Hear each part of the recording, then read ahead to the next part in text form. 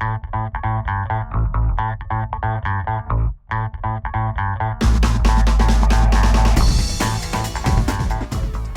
welcome to Sketchy EBM. I'm your host Anthony Crocco, and today we're talking about bias.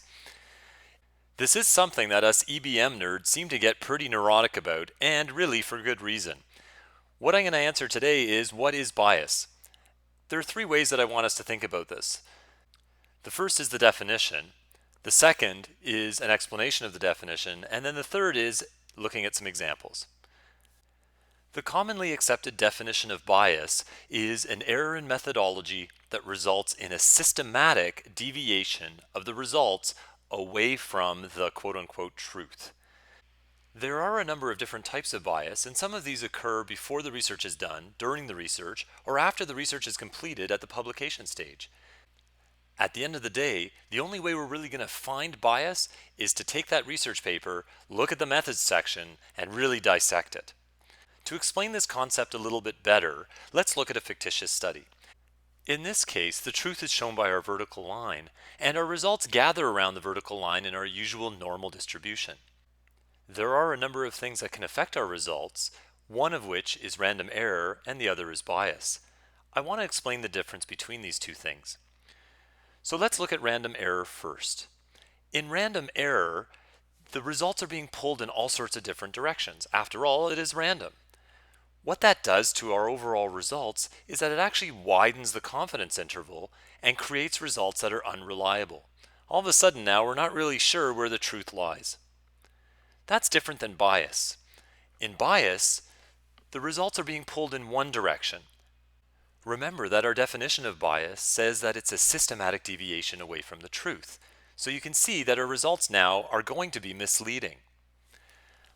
Now that we understand the definition of bias, let's look at a couple of examples. And again, remember, there are dozens of examples of different types of biases.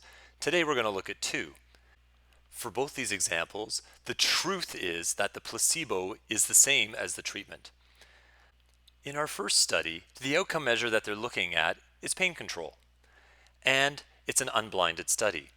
What that means is that the participants in the study know whether they're getting a placebo or a treatment. We can imagine that the effect of the participants knowing which experimental group they're in will likely drive the results towards showing treatment effect. After all, if you know you're being treated with something, you're more likely to feel pain control as opposed to those who know they're being treated with nothing. Let's look at another example. What you'll often read in papers is that there's random allocation. Why is this important? Well, let's look at an example of non-random allocation. In this case, again, the truth is that the placebo is the same as the treatment. But the experimenters made a mistake, and they accidentally put all of the sick patients in the placebo group, and all of the healthy patients, they ended up in the treatment group. Well, what effect is this going to have on the results? Obviously, the treatment group is going to fare much better, and this will drive our results and conclusions towards showing treatment effect, a conclusion which is, in fact, not true. So at the end of the day, what can I tell you about bias? Well, first and foremost, it's bad. It undermines our ability to make accurate conclusions from the results of a study. And secondly, our only way to find out if a study has bias in it is to know the different types of bias and go looking for them in the methodology section. I would encourage you to look up the different types of bias so you know what you're looking for. Thanks a lot for joining me on this episode of Sketchy EBM. Please do take the time to evaluate this episode, and until next time, always remember to draw your own conclusions.